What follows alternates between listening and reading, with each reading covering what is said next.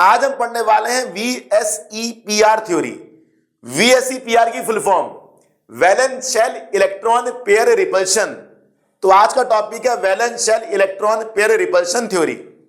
हमने पिछले दो कंटेंट में पढ़ा था कि मॉलिक्यूल की एक पर्टिकुलर शेप होती है, जैसे CO2 की शेप लीनियर होती है, H2O की शेप एंगुलर होती है, NH3 की शेप पिरामिडल होती है। आखिर कोई मॉलिक्यूल एक पर्टिकुलर शेप अडॉप्ट क्यों करता है, इसका आंसर हमें कौन देगा? VSEPR देगा। तो VSEPR का ऑब्जेक्टिव आपके सामने है, मकसद आपके सामने है। Why does molecule adopt a particular kind of shape? CO2 linear क्यों हो गया, H2O एंगुलर क्यों हो गया, NH3 पिरामिडल क्यों हो गया, यह हमें VSEPR बताएगा। अब देखिए, पिछले दो कंटेंट में हम लोगों ने पढ़ा था कि मॉलिक्यूल की शेप इलेक्ट्रॉन पेयर पर डिपेंड करती है। देखिए यही पढ़ा था ना, the shape of molecule depend on the electron pairs. Electron pairs दो तरीके के होते हैं, बॉन्ड पेयर, लोन पेयर। अब जरा देखिए, CO2 में दो bond pair, zero lone pair, H2O में दो बॉन्ड पेयर, दो लोन पेयर, NH3 में तीन बॉन्ड पेयर, एक लोन पेयर, 1 2 3 3 बॉन्ड पेयर और 1 लोन पेयर। याद रहे, bond pair lone pair central atom बनाता है अपने नेबरिंग एटम से, ये तो पता ही होगा आपको। अब भैया दो bond pair, zero lone pair, दो बॉन्ड पेयर, दो lone pair, 3 bond pair, 1 loan pair. अब अगर आप ध्यान से देखें, ये दो इलेक्ट्रॉन, यहां भी दो इलेक्ट्रॉन, यहां भी दो इलेक्ट्रॉन, तीनों बॉन्ड पेयर दो दो इलेक्ट्रॉन से फॉर्म हो रहे हैं। और लोन पेयर में तो दो इलेक्ट्रॉन है ही जो अनशेयर्ड है, जिन्होंने बॉन्डिंग नहीं की है, जिनकी शादी नहीं हुई है। अब भाई इलेक्ट्रॉन पेयर है तो इलेक्ट्रॉन पेयर में माइनस चार्ज होगा, इधर भी माइनस, इधर भी माइनस, इधर भी माइनस, इधर भी माइनस, इतना सारा माइनस इकट्ठा हो रहा है। और like charge repel each other, इन सब में रिपल्शन स्टार्ट हो जाएगी। इसकी रिपल्शन इससे, इसकी रिपल्शन इससे, इसकी रिपल्शन इससे, सब आपस में रिपल्शन करना स्टार्ट कर देंगे। जहां रिपल्शन होती है वहां डिस्टेबलाइजेशन हो जाता है, रिपल्शन से स्टेबिलिटी कम हो जाती है। तो मॉलिक्यूल क्या चाहता है? मिनिमम रिपल्शन चाहता है ताकि स्टेबिलिटी रहे। तो मिनिमम रिपल्शन के लिए वो क्या करेगा? वो इलेक्ट्रॉन पेयर से कहेगा तुम दूर दूर हो जाओ। तो ये इलेक्ट्रॉन पेयर दूर दूर हो जाएंगे और दूर दूर होके एक शेप को एडॉप्ट कर लेंगे। इस तरह से मॉलिक्यूल की शेप आती है। कितना आसान है। Molecule adopt shape that minimize repulsion. Molecule वो शेप एडॉप्ट करता है जिससे रिपल्शन कम हो बिटवीन इलेक्ट्रॉन पेयर। और इलेक्ट्रॉन पेयर कौन होते हैं? Bond pair, lone pair. अब मिनिमम रिपल्शन कैसे आएगी? भाई electron pair repel each other and try to stay as far as possible. वो जितनी दूर हो सकते हैं उतनी दूर हो जाएंगे। ये सारे इलेक्ट्रॉन पेयर जितना दूर हो सकते हैं उतना दूर हो जाएंगे। कंडीशन पर डिपेंड करेगा कि कहां उनको ज्यादा दूर रहना है, कहां उनको कितना दूर रहना है, लेकिन जितना हो सके वो दूर रहेंगे। अब दो दोस्त हैं, उनके बीच में बिल्कुल बनती ही नहीं है, बट ऑफिस में एक ही डेस्क पर काम करते हैं, तो काम तो एक साथ उनको करना ही है। हाँ, काम खत्म, दूर हो जाएंगे दोनों। यहां पर जितना दूर हो सकते हैं उतना दूर होंगे वो, और दूर होके एक शेप को एडॉप्ट कर लेंगे और वहां रिपल्शन क्या होगी? मिनिमम होगी। इस तरह से बच्चों VSEPR का मकसद आपको समझ आ गया। मॉलिक्यूल एक पर्टिकुलर शेप में आता है due to this theory, valence shell electron pair repulsion theory. Repulsion minimize करेगा मॉलिक्यूल अपने इलेक्ट्रॉन पेयर को दूर भेज के। कितना आसान है। अब जरा इसे पढ़िए। जो रिपल्शन होगी वो इस ऑर्डर में होगी। सबसे ज्यादा रिपल्शन होगी लोन पेयर, लोन पेयर में। ये देखिए, लोन पेयर, लोन पेयर सबसे ज्यादा रिपल्शन होगी। उससे कम lone pair, bond pair, lone pair, bond pair, ये लोन पेयर या बॉन्ड पेयर। और सबसे कम रिपल्शन कहां होगी? Bond pair, bond pair. वो तो बेचारे अपना काम कर रहे हैं, बॉन्ड फॉर्म कर रहे हैं, वहां रिपल्शन कम होगी। ये कोई काम नहीं कर रहे, फालतू लोग हैं, इनमें रिपल्शन ज्यादा होगी, झगड़ा ज्यादा होगा। तो मॉलिक्यूल चाहेगा कि ये दोनों ज्यादा दूर रहे। उससे कम repulsion lone pair, bond pair में, और सबसे कम repulsion bond pair, bond pair में। लोन पेयर की रिपल्शन ज्यादा, लोन पेयर, बॉन्ड पेयर की रिपल्शन उससे कम, बॉन्ड पेयर की रिपल्शन सबसे कम। अब इस टॉपिक को हम अप्लाई करेंगे मॉलिक्यूल्स में। चलिए अप्लाई करते हैं। पहला एग्जांपल है CO2। CO2 लीनियर भी हो सकता है, एंगुलर भी हो सकता है। CO2 एंगुलर शेप को पसंद नहीं करता। ऐसा क्यों? अगर एंगुलर शेप होगी तो ये इलेक्ट्रॉन पेयर पास पास आ जाएंगे, और ये पास पास आ जाएंगे, रिपल्शन मैक्सिमम हो जाएगी। अब मॉलिक्यूल रिपल्शन को अवॉइड करेगा। कैसे? इलेक्ट्रॉन पेयर में दूरियां बढ़ा के। और इलेक्ट्रॉन पेयर में दूरियां कब बढ़ेंगी? जब इलेक्ट्रॉन पेयर मैक्सिमम डिस्टेंस पर आ जाएंगे। और मैक्सिमम डिस्टेंस पर कब आएंगे? जब शेप लीनियर होगी। इसलिए CO2 की शेप लीनियर होती है, एंगुलर नहीं होती। सिंपल सा रीजन आपके सामने। देखिए, शेप के बारे में तो मैंने 2 कंटेंट में पढ़ा दिया है। यहां पर हम रीजनिंग पढ़ रहे हैं। एग्जाम में आपसे CO2 की शेप पूछेगा, सीधा लिख देना 2 bond pair, 0 lone pair, linear, खत्म बात।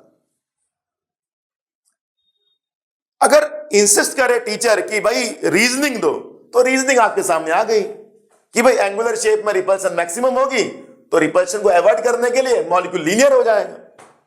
मिनिमम रिपल्शन चाहता है मॉलिक्यूल स्टेबिलिटी को बढ़ाने के लिए, उसके लिए जो इलेक्ट्रॉन पेयर दूर हो जाएंगे।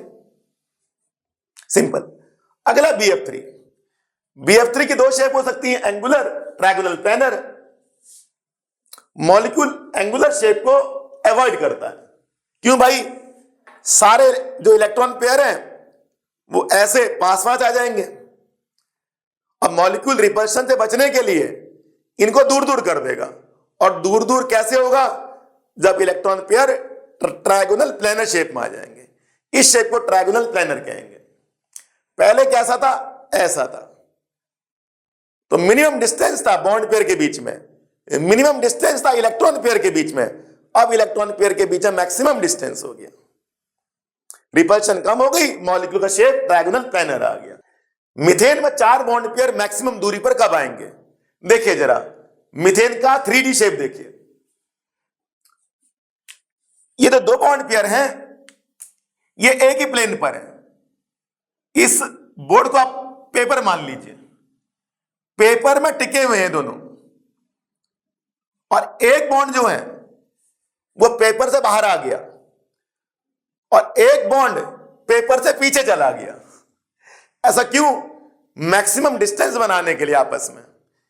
इस तरह की शेप को टेट्राहेड्रल कहते हैं।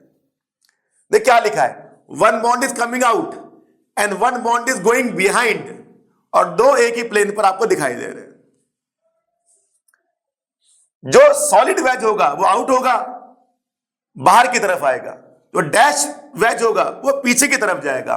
सॉलिड वेज देख पा रहे हैं आप, डार्क वाला बॉन्ड, और डैश वेज देख पा रहे हैं डॉटेड वाला बॉन्ड, वो पीछे की तरफ जा रहा है।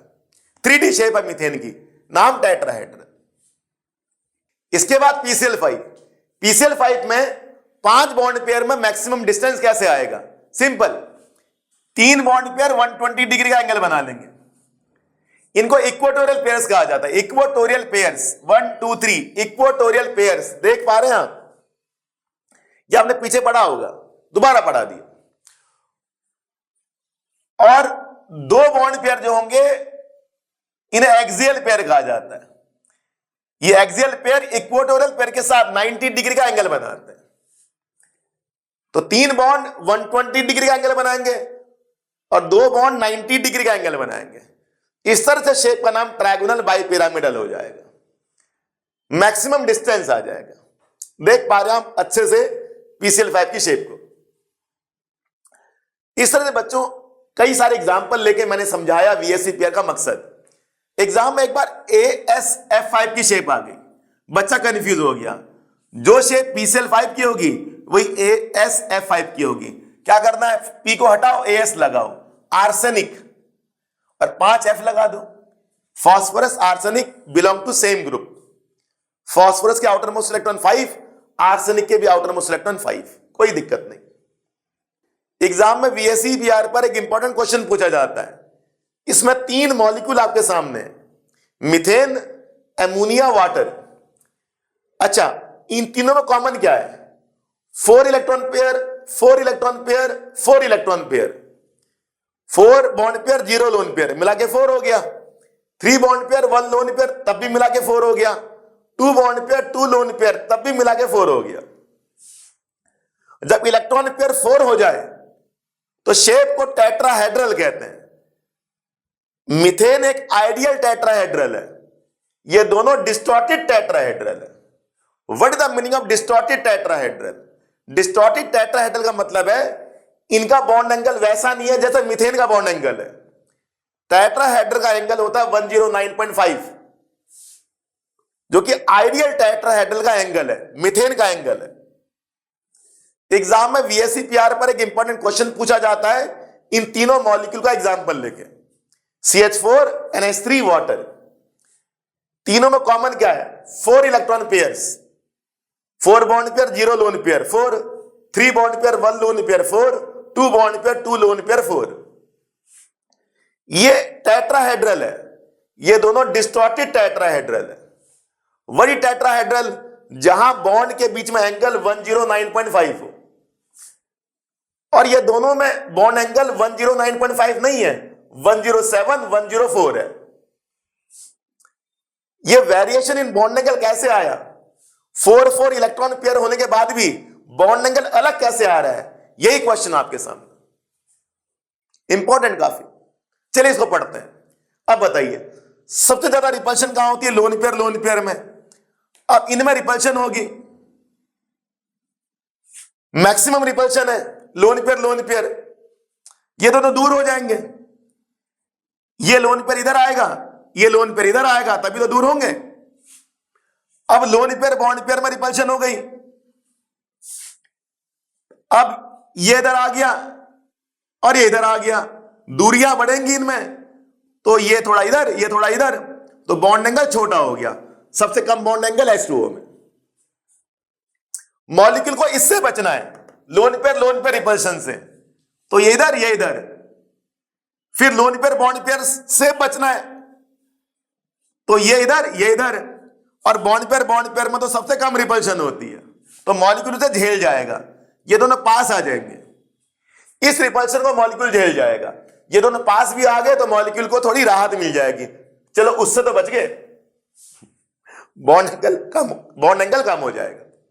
यहां देखिए, यहां लोन पेयर तो नहीं है, केवल लोन पेयर बॉन्ड पेयर है, तो यहां रिपल्शन उतनी नहीं होगी जितनी वाटर में हो रही थी, तो बॉन्ड एंगल उतना कम नहीं हुआ। पहले वाले केस में तो एंगल पता ही 109 है, क्योंकि यहां सारे बॉन्ड पेयर है। इस तरह से बच्चों आपके सामने आंसर आ गया। देखिए डिटेल में आंसर आपके सामने लिखा है, वही एग्जाम में लिखना। अगर टीचर कहता है वर्ड बाय वर्ड लिखो, तो ये आपके सामने आंसर मेंशन है। आई होप बच्चों ये कंसेप्ट आपको अच्छे से समझ आया। मैं फिर से कह रहा हूं, अगर आपसे एग्जाम में मॉलिक्यूल की शेप पूछता है तो दोनों वीडियो आपको देखनी है, पार्ट 1 पार्ट 2। ये तो रीजनिंग है कि शेप ऐसे क्यों आई।